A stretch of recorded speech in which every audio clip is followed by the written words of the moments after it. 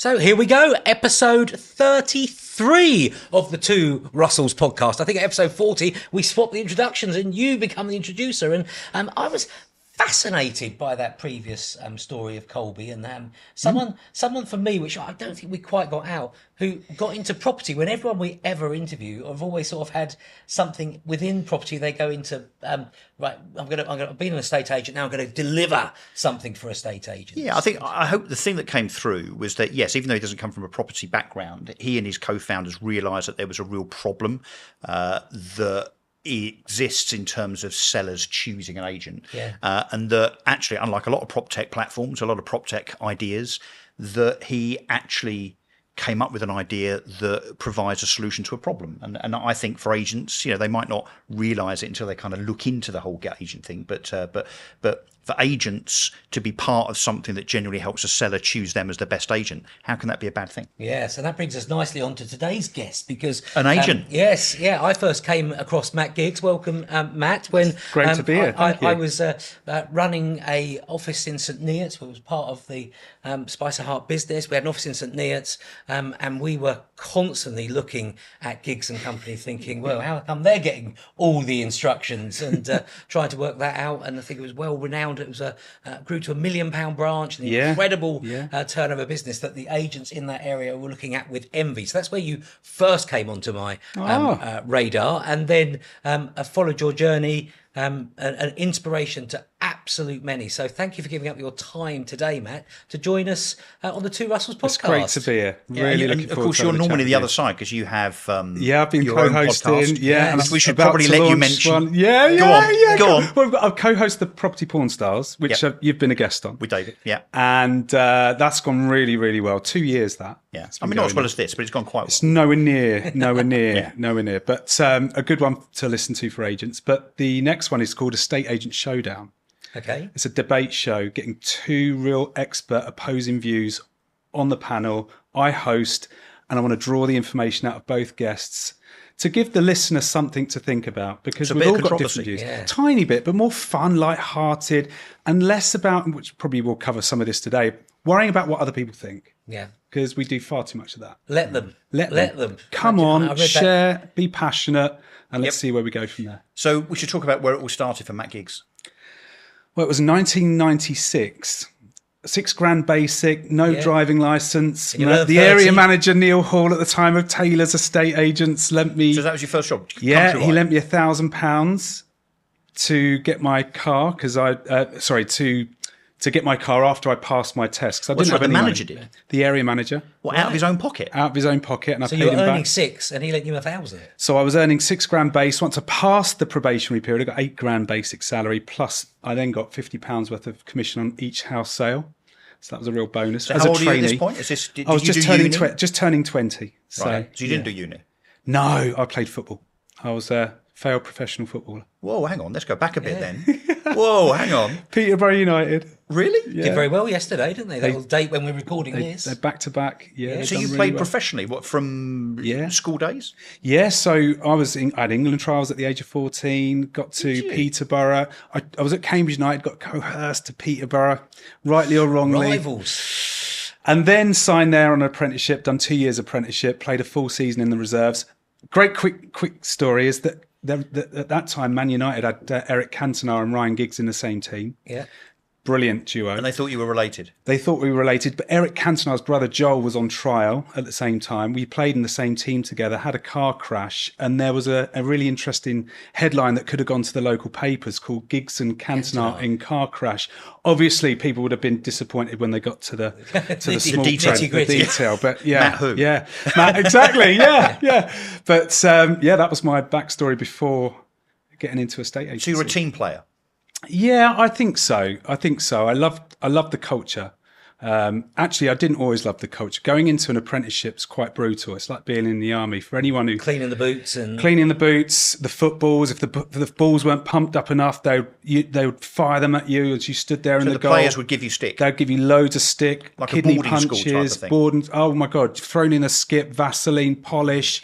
The whole lot. It was brutal. And you enjoyed all of that? Sounds like my initiation into I quite enjoyed that bit, if I'm honest, which has led me on to other things. But no, it was just it was hard knocks. It really was. You were sweeping the terraces, hoping to find some money because you were on 20 odd pound a week as an apprentice. You got a win bonus of £5, but it was 2 years away from home. And although I actually only done a year, then moved home and travelled in every day because I wasn't keen on the guys that I was living with at the time. But And you got you injury or got let no, go? no, my attitude stunk really. If I'm honest, I got to the point of March. I got an offer from a club outside in the non-league called Rushden and Diamonds, and the guy that Dr. gave me the Martin's offer, yeah, well, it was a guy that was kind of scouting for them. He gave me a verbal offer. I thought that sounds good. It was misled really. I then asked the club for a contract. They said we're not giving contracts till May. So I said, well, I'm out the door. So, and then didn't get the contract that I was offered. So I was a bit impatient, probably not in the right, Were you a bit arrogant, Matt Hughes? I was a bit. Do you know? It wasn't arrogance, if I'm honest. I would say if it was, I'd started smoking pot at the time. And I had a little bit of an outside interest in going fishing and just having a good laugh with friends. Just sitting on the And side that of the bank. outside interest led me to thinking, what was the easiest way of earning as much money as I can?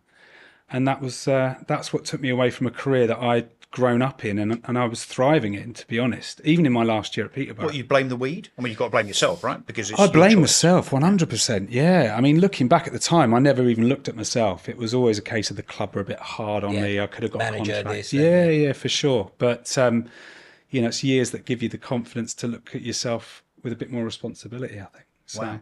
And how did that develop, the weed? just fishing, going with the mates, and you'd get into that sort of life, and you're hanging around with people that have probably not got other opportunities in their life like I had, and I was definitely easily led.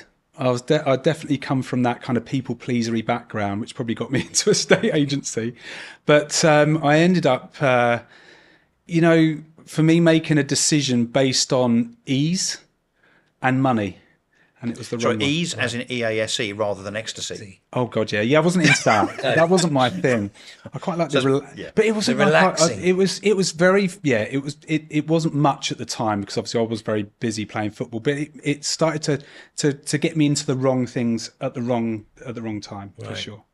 And so into a state agency. So how did that come about? You got Well, what am I going to do? Well, so I worked in sales briefly after coming out of football, and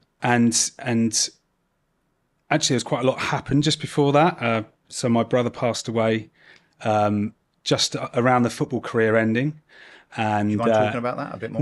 No, he was my brother Andrew was 21. So is he older than you? He was 2 years older than me, and he passed away pretty suddenly with meningitis. And so that was a big accelerator of me looking at life differently. So that was a catalyst. It was a massive catalyst. It was a weird time. I mean, in some ways, looking back, it's hard to talk about. If I go back into that moment, there are certain moments where I look back now and I think, Jesus Christ, how did I actually get through that? Were you close? Yeah, we were close. He moved to university, and actually, what happened the week before he passed away, my uncle, who had a building site in Stanmore, I went and done some part-time labouring just at the beginning of January, and Andy then done the week after. Well, I'd done my full week, worked really hard, got a bit of cash, felt really kind of good about myself. Andy got there, and he was a bit of long-haired, bit of a dope head, lovely guy, very clever. Everyone loved him, and he got to his week and started crying off with a cold, and he rang home, and I found out about this because obviously we didn't have mobile phones at the time, so the home phone's gone in the hallway. I've answered it, and Andy's on the phone going, "Is Mum there?" Well, what I didn't tell you to start this conversation was he took my best jacket down to Portsmouth University Without with him. asking you. My Daniel Poole jacket, which was quite trendy one, at the time, and I gave him a mouthful, like a real mouthful, called him some pretty absurd On the phone. names, and just handed him over to my mum, saying, "You lazy bum, you took my jacket, you arsehole, blah blah blah blah blah." And that was my last conversation with him. So yeah, he literally developed. Yeah, he developed symptoms. So was he ringing to speak to your mum to say that he wasn't feeling well? Yeah, and he wasn't working, and I don't know what conversation they had. But you just thought he was crying off. Yeah, 100%. So how guilty did you feel about it? I felt terrible. Like, if you, I carried that around for 10 years, if I'm honest. Yeah, a long time. I carried it around knowing that we loved each other. And that was my last words to him. But your regret was, Not being able to tell him. feisty words. Yeah. When you say for 10 years, what happened after 10 years? What was the switch that you were able to flick?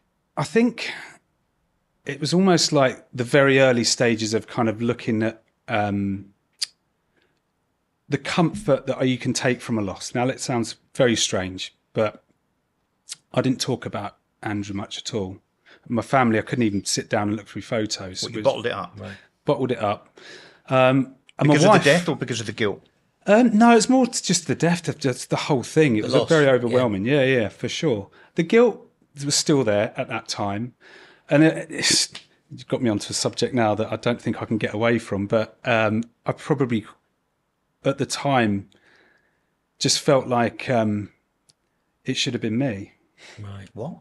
I know. I don't know. Just your mindset feels Why? guilt. Why him? Yeah, absolutely. Why Why him? he's loved, but he was loved by everyone. Very popular guy, very down to earth, very chilled. And I'm this impatient younger brother, and there's a little bit of that going on. I had that row with him, and then the next thing you know, that was just a nastiness, a time. Oh, yeah, that yeah, didn't totally. define your relationship. I don't want to sound like your therapist here. No, but it didn't. That didn't define your relationship. It didn't. No, for sure. I mean, And how are you dealing with this in here? Were you just put it in the back of your mind whilst you were working you don't away, really building? talk. I wasn't, we was in a small market town. Everyone knew Andrew, myself, and they knew what happened. And you'd be around people. And it was very rare. Well, the first 6 months you were overwhelmed by support, and then there's a point where that support gets on with their life, Yes. and then there's you feel a little bit abandoned, I suppose. But and then you're trying to, I suppose, get into a place where you need to move on with your own life, which was getting into a state agency and things like that.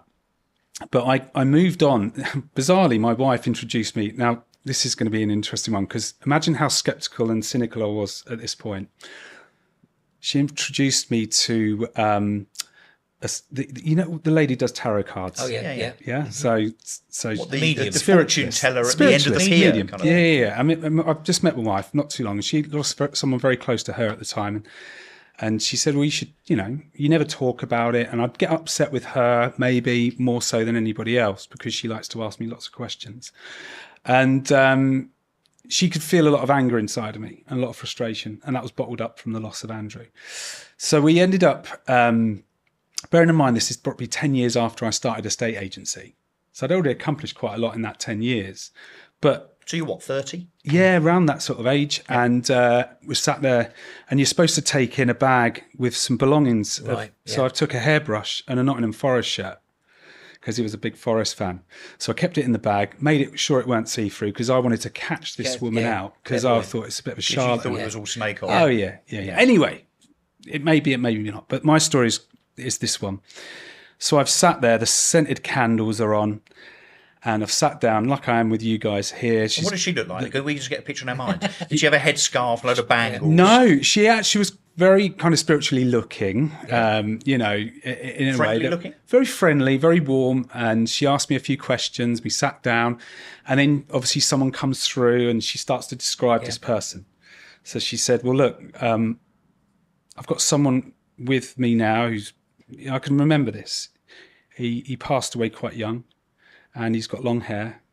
And she starts reeling off this stuff, and then she starts playing around with names, but literally within 2 or 3 Names. she's kind of not giving the full names, but and I didn't give her anything away. I'm determined Yeah. not to believe this. And she said his name, and he's here now. And this is going to sound crazy to a lot of people listening to this, but I'm going to tell you what it is. But she said he's laughing. This was a bit further into it. He's laughing at you. And he did. He used to laugh at me as his younger brother. Him and his mates used to beat the shit out of me, Yeah. And she said he's laughing at you, and he's referring to like a jacket. No. I'm swear on my life. And there's no way at all. No, she no had one knew. any No one knew lead. about the jacket. Yeah. Even my mum and dad wouldn't record that story. 10 years on.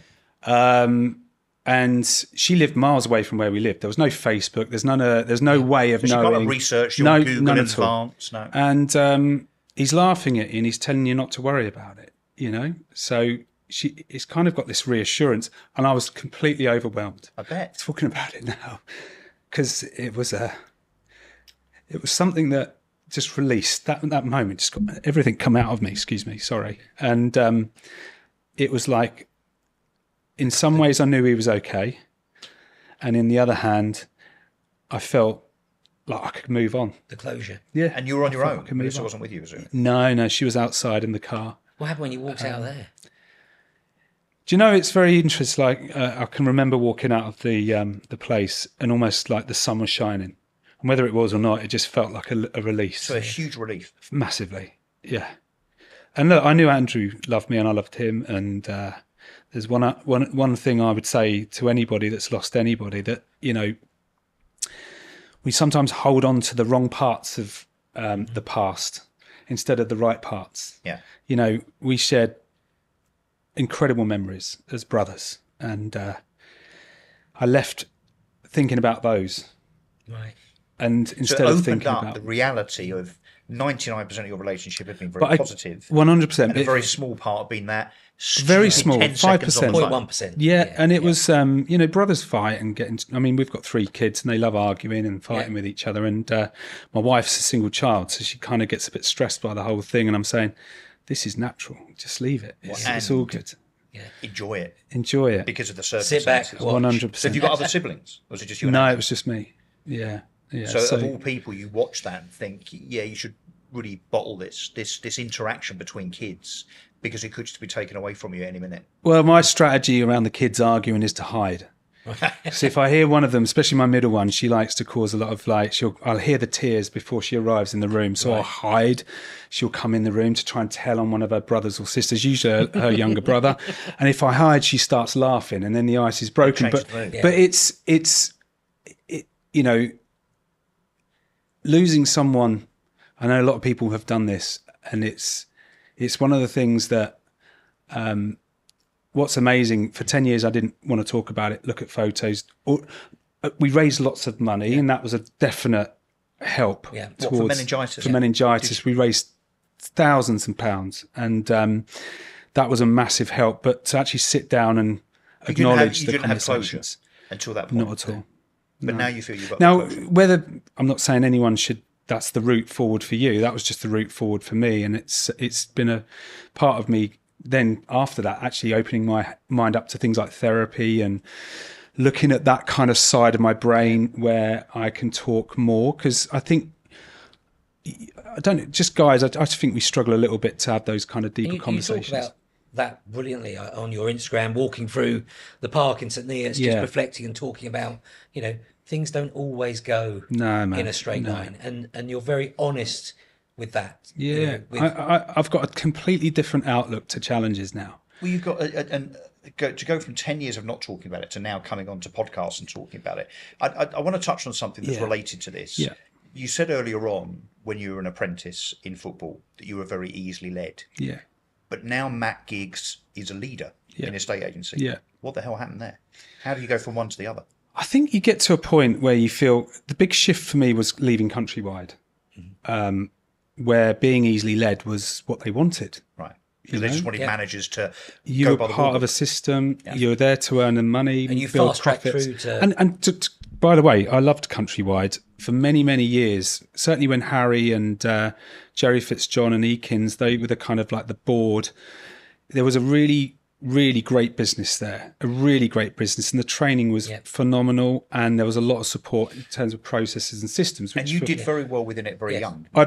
I flew one of the youngest area managers, the most profitable in the country for consecutive years in an area that I had no identity with, Milton Keynes. Yeah. Weird old place. First day going over there, got completely lost. Supposed to I got go lost to the every time I went. Well, I was supposed to go to the Central Milton Keynes office for like Silbury 3 o'clock in the Boulevard, afternoon. I arrived there at 4 because I didn't want to ring anyone and said I didn't know where I was going. And this place was 5,000 square foot, so you shouldn't really not find it. But I really struggled to find it. And but I came out of Countrywide probably from 2008, 2009. They piled more offices onto the people that were doing well. So I ended up with like 14 or 15 reports into me. And we started using a lot of dashboards and spreadsheets and office reports. And the bit I enjoy the most about estate agency is the fun part. And I think there's a lot of call around the self-employed, and I call it the isolation model, because you've got to work well in isolation. Yeah. Or if you're great around people, that can give you also a different level of energy. And if you're in the right culture, that can drive you forward to do things that you wouldn't maybe do if you hadn't heard the people around you do it. Yeah. So I think there's a lot to be said about both, for sure. But coming out of that, I had no choice but to row my own boat. Become a self-employed estate agent. Yeah, I took the point to let's go for it. I nearly left the industry because I was a bit over. I think I got just to a point where it was a bit like, this is just wrong. This is not how I want to do it. Charging this, doing that, and try. It just felt the wrong way round. I've always believed if you get the client's outcome, you'll get to your outcome, Yeah. and that philosophy served me well in Countrywide.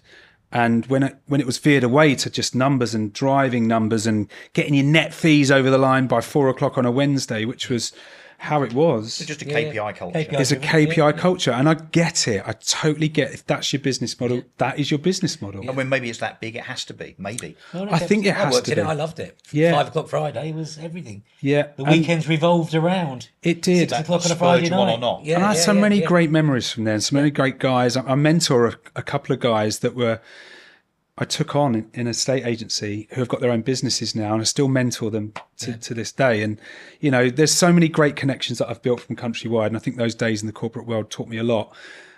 But I think the bit around leadership, coming back to what you're saying, is you've got to find your own way. What are your values? What's your vision? What do you believe in the most?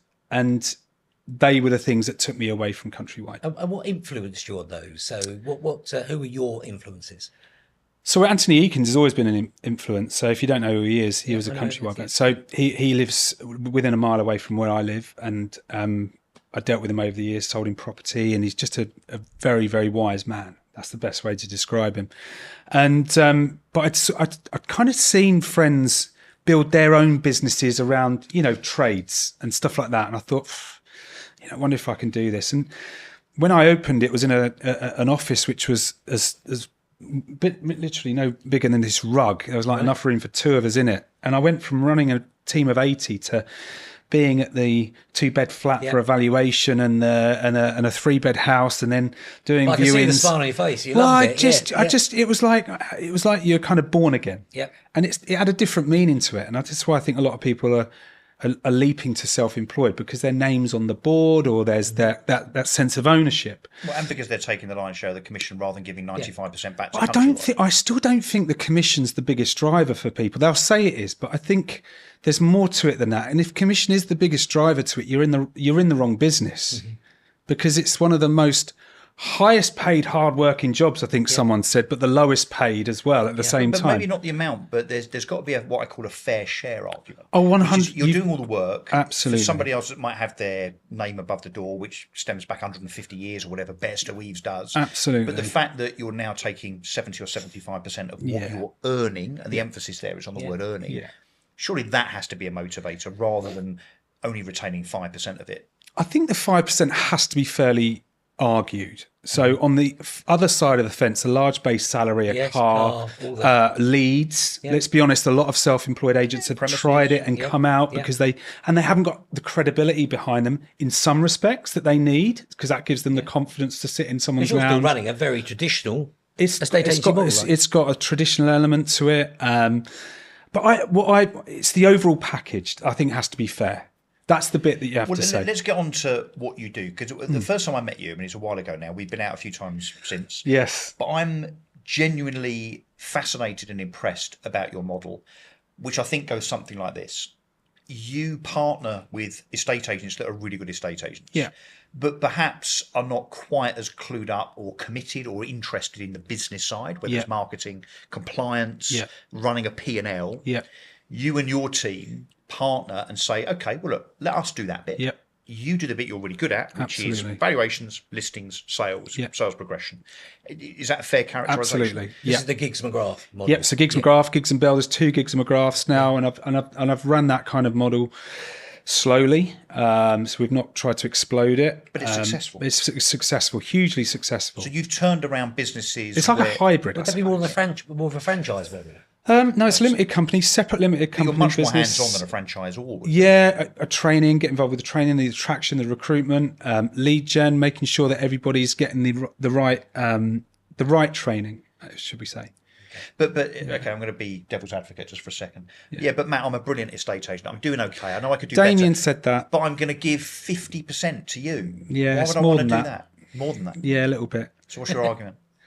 Well, Is it the grape and the watermelon? Well, I think you can have all the grape. Or 50% one of my partners, and both, in fact, a number of them were earning probably 60 to 80 grand in that ballpark. So they didn't really need to do it, but they had a sense of what they wanted to achieve and how they wanted to do it. So you can have a larger slice of not a lot, or a smaller slice of a damn amount. And also, let's be honest, So how the many net effect is much bigger. Well, they get a team. Yeah. So I don't see many self-employed agents 3 years in who are surrounded by people that understand the business model, understand the service. Let's just differentiate what we mean by self-employed agent, because so as not to be confusing here, we're not talking about someone that's on their own, no office, maybe with EXP, Keller, TAUK, whoever. You're talking about branch-based stuff here, right? Predominantly. Yeah. Yeah. So these they're guys working for themselves. Yeah, and they'll have a small team, and then they've got the support of us behind the scenes. So they actually just do what they're good at. So Damien, for example, Ollie, Derek, they're just brilliant in the lounge. And they're brilliant at managing the team around them. They've got such good skills and experience. I mean, the experience they've got is phenomenal, but they're also open-minded to learning. Damien joined me saying he couldn't charge more than 0.9 or 0.85%. What's he charging now? 1.5. He's better on fees than I am. So what's that? So hang on, to be clear, he's now charging a 60% uplift in fees. Yeah, he's listed. He was averaging where he was in the town that he opened up with me. So he was in that town for 12 years. He came and worked with me for 3 months, and then we opened back over there. And he was listing. That's St Ives? That's right. And he was listing sort of 13, 14 a month. And I think he lists on average 22, 24. Yeah. And, he made, it's close to 300 grand net profit not long ago. And in his first year, profitable, enough to pay him the sensible dividends that you'd expect to exceed what he was earning in his previous year as an employed director. So these guys have got this model, but I think we're still needing to shift it. We need to innovate slightly, because where we cover, we've got a lot of landscape. And what we've done with Ollie is Ollie moved out of St Neots into an area called Huntingdon Alconbury, which is an offshoot of St Ives, kind of in between St Neots and but even your St Neots office isn't in St Neots. No, it's in Eton Soken. Yeah. Yeah, we've always been just outside of the main towns. Easy to get to, easy to park at, easy to hire the right people around you, because if you're spending and 50 get out of the battle of what's you're happening spending in the 50 grand a year in the high street. Yeah. Just to get a place looking half decent, and then the rent and rates. Why? To be compared to everybody else. Well, I don't want to be compared to everybody else. Yeah, I so want you us to stand out. So Absolutely. how do you get noticed? How do you stand out? Well, you do it because if you look after people, that's the best way of standing out. If you're promoting yourselves on what you believe in, you will stand out. If you're doing things a bit differently, you will stand out. So the things that we've got to do differently are things like the results you achieve for your clients, making sure that the experience is different for your clients, and making sure that people actually see that without it coming across in a braggy sense. And I think, but the model needs to evolve. We've got the opportunity to do more of that if we choose to, and there's certainly an opportunity that I'm looking forward to in a year. The guy's going to be joining us in May. He's got 5 years. He's one of the best 26, 27-year-olds I've seen. So same format, Right. same Format, but he's going to work with me for probably up to a year. learn, your way. Get the gigs way. I think he'll add to it. He's got this huge amount of quality, but he's one of the few that's got hunger and drive and integrity. Yeah. Hunger and drive normally come with a bit of a, I want to get what I can incentive. A bit of a woo-wah attitude. Woo-wah, maybe wants to cut corners. This guy's done business degrees. He absorbs. When you talk to me, he absorbs, takes it all in, and then comes back with everything that we've talked about in detail. But he's got the personality. He looks at you in the eye. So Matt, Exciting. Why is it that, and maybe I'm wrong, but my view of agency, having been in it predominantly for the last 25 odd years, is that most agents, particularly the good ones, the ones that are good at listing, the ones that are good at sales progression or the good negs or whatever, they shun help. They don't think they need that assistance And I think that's holding the sector back significantly because of what I believe is the majority of agents that might be good in the lounge, as you say, but they're not good at the VAT, they're not good at marketing, they're not good at understanding how a business works, they're not good at hiring the right people, all the stuff that it seems like you bring to the table. Why have we got an industry that is so insular, so siloed, that one of the last things they would do is ring you tomorrow after seeing this, which they should, by the way, and say, Matt, yeah, I'm pretty good, but there's a load of stuff I'm really not very good at. Yeah. How do we get people to do that? Well, I had a guy come to me in July last year, and we've done a few days together, and he's gone from 1,250 portfolio of managed properties, which I don't really like property management or lettings, but I like business and I like leadership and teams and stuff like that. And he's now just rung me this morning on the way. He's now got 4,500 acquired. And all we did is we talked about the fact that he needs to have the right people around him, and he's hired 2 exceptional candidates. And in his words, he goes, if I don't invest in them, I'll burn out. Yeah. And that's the bit of awareness that I've given the guy. Now, that's probably come from experience. Yeah. Because I go through those modes myself. And last year was one of my hardest years of going back in the field, Yeah, back in the feeling business, like yeah. I've moved backwards in a sense. And that's not to be derogatory, but it felt that way. But I had to do it. I had to go back out on the front line just to make sure that the fundamentals that I teach are still applying. Yeah. Because at the end of the day, it's very easy to sit in any ivory tower and actually criticize the people on the front line or tell them how to do it better when you don't actually live and breathe what they do themselves. So for me, that was probably one of my hardest but best years But you still in the choose industry. to take yourself out of your business to go and teach. Yeah, others. look, Russell said to me, and I won't tell him exactly what he said, why don't you work with the public anymore? But I had a very similar kind of outlook, but not quite as harsh. But I mean that as in, my best work's done with agents because I love the industry. I love what the industry's done for me. So why wouldn't I help somebody else You want to give back. to do what I've done? But you also think there's huge potential in the industry. There's a massive opportunity right now for disruption. And in terms Never of what big. we would say, Never been so big. people are leaving on the table in terms of money. So let's ask you this. So again, just so that we can put this into context for people watching this, let's say you've got, I don't know, what's an average branch these days? You'll know from your Spicer days, an average branch doing what, 300 grand a year? Yeah, That's exactly the figure I had in mind. 300 grand a year, okay. What does an average profit look like? And what do you think it should be by way of your standard? A third. But that's your number, Net. right? Yeah, it should be a third But net. what do we think it probably is in terms of 10? the reality? Nowhere near that, yeah, Right, 10. okay. So the delta between what people are watching this probably earning, and again, we've asked questions in the last couple of podcasts to the audience, as in what's your percentage of marketing spend versus revenue? Yeah. Here's another question. How much money do you make as a percentage of your total revenue and turnover? So you're saying, and I agree, it's probably about 10%. So you're making 300 grand in terms of commission, all told, conveyancing, mortgage referrals and You're stuff. making 30 grand. You're making 30 grand, which is not a big number. Right? No, and there's a lot of But it businesses could be doing that. 100. There's a lot of course, businesses yeah. losing Look. 30 grand. So. Okay, so AI scares the pants off of some, and there's a very small percentage of people that are going to help it to leverage the humanistic or the EI, emotional intelligence that we all have, which artificial intelligence doesn't have, the human touch, the feeling, the kind of questions, the curiosity, like we're doing today. This interview would not be the same. It wouldn't have got me to uncover certain parts of my story that I didn't expect to uncover today if it was a robot interviewing me. Empathy. You can't digitize empathy. So empathy is He is a quite a super robot, weapon. just keeps going. He did. He's a machine. He's a just keeps machine. going. Just keeps going. But a lot of business leaders, business owners, particularly in our industry, are paying themselves a lot less last. Yeah. And that's because of bad management, bad hiring, coming back to recruitment, attraction. So they don't actually know how to attract the people that should be working in their Do you organization. know any good recruiters? They might do.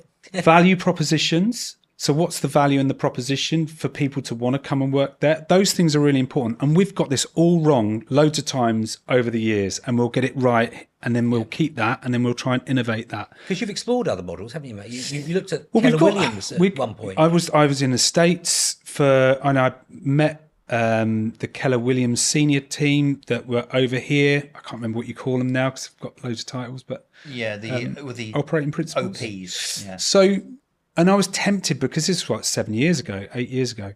I was tempted because I want to help agents. So you could see it as that's it. And I do feel the self-employed model, by the way, I'm a massive fan of helping agents to achieve their goals and careers and ambitions. Mm-hmm. I just don't know whether it's fairly balanced out there at the minute about the pluses of having an employed corporate model. If you look at the likes of Jamie Miners, Steve Beercock and those kind of guys, they've got a lot of quality staff and culture. And doing some big numbers. Huge numbers. And you can succeed that way. The difference is whether you're committed to your vision. Yeah. So whether you're self-employed or a self-employed model or a corporate model, whichever way, don't flip-flop. Be committed to the vision. But the big message from me, I think, or as far as it hits me, is that you have to acknowledge the things that you might not be very good at. Oh, God, and it's a really hard thing for us blokes to do. You know, you talked earlier on, you touched on the kind of, mental health admission stuff. Yeah. I think the same applies when it comes to, what are you really, really good at? I think it's perfectly laudable to be a really good lister or a really good estate agent or a really good marketeer within an estate or have a great personal brand. I used to talk about you don't have to go up to be good. Just fill out your but I think, own role. I think the temptation is the way that the self-employed sector, particularly now, and I'm talking about individuals rather than branch-based, I think the way it's portrayed is that just because you're quite a good estate agent, you're in the top 10% in Countrywide or Foxtons or wherever you are, that therefore all the other stuff is going to come naturally, like the building a team, like the doing the van, like running a P&L, 100%. like understanding what car to buy, and so on. And it's okay for that not to be the case, I think, and to understand that we all have bits that we're good at and that we're not good at. Do you know what? I'm so glad you said this because the estate agent role is a career itself. So how many great estate agents in the corporate world were made managers and then ended up enjoying their job less? Trying to hold people accountable, trying to drag them through to get the results that they would have got more naturally. And actually that estate agent role in the nicest possible way, you probably have interviewed or certainly know estate agents that still do an estate agent role will earn 500,000 plus a year. We're about to interview one after you. Yeah. Exactly. And there's some that earn 20,000, right? So there's your career. If you want to do it as a financial model, there's your career path as an estate agent.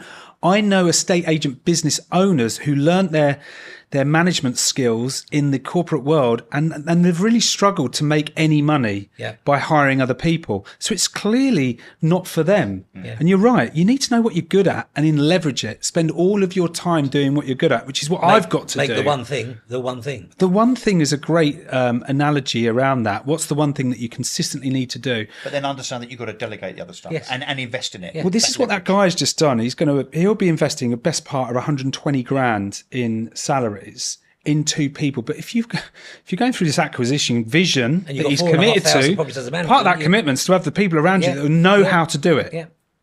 Yeah. On an earlier podcast, Simon Ledbetter was saying, as a self-employed agent, he reckons you need to invest £30,000 in year one in marketing and the same in year two. To get out the starting blocks. Yeah. I wouldn't be surprised. But it's the bit of marketing that doesn't cost anything is the bit that I got right from the off. I listed 10 before we even started because of my network.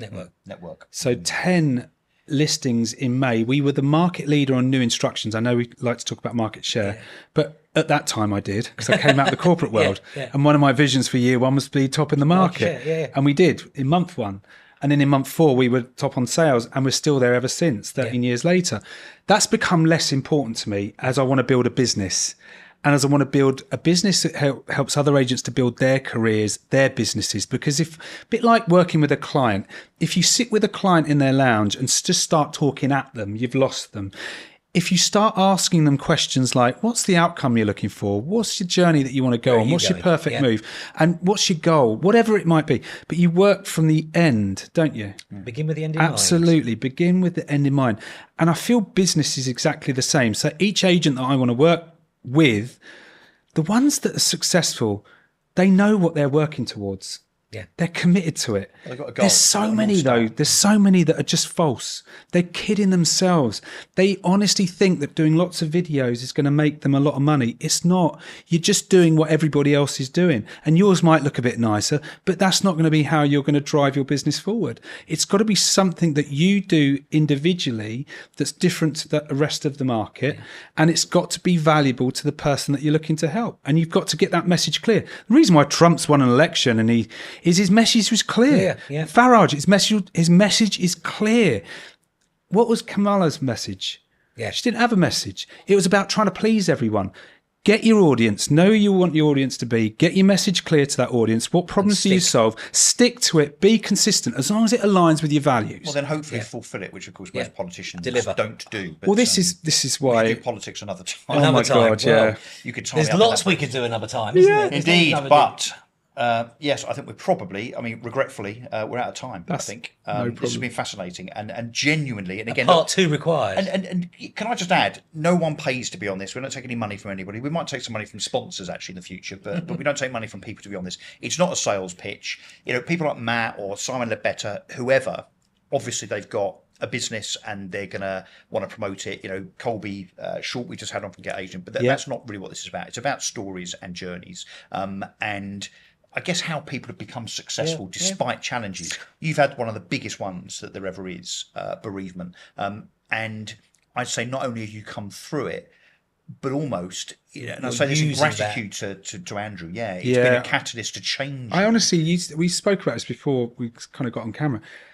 There's so much I probably, if that hadn't happened, I really do wonder where you'd be. I'd have ended up.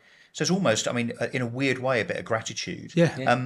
But if you don't mind me saying, I think he'd be very proud of you. Thank you, mate. I'm definitely really appreciate that. Extremely proud of Forrest as well. He will be, won't he? Yes, well, it makes me think about him a lot, seeing how well Forest are doing at the minute. They're doing so well. I mean, I'm a West Ham fan, and it's not quite our season this season. We won't talk anymore about that. No. Good. Well, that's it. Matt Giggs, amazing individual, giving back to the agency community all the time. I love all the work you do, especially how open you are on social media. And I spoke to several agents who you've coached, and they get so much from it. But we have to remember as well, at the heart, you still have the most amazing traditional estate agency model up there in St Neots and that area, which is delivering big numbers still, isn't it, in the traditional way. So that's it. Episode 33, was it, in the can, as they say. Episode 34 on the way. A man who, Russell, you say, is earning substantial numbers. We will probe into that a little bit more. And internationally. So it just leaves me to say it's good night from me. And it's good night from him. See you soon.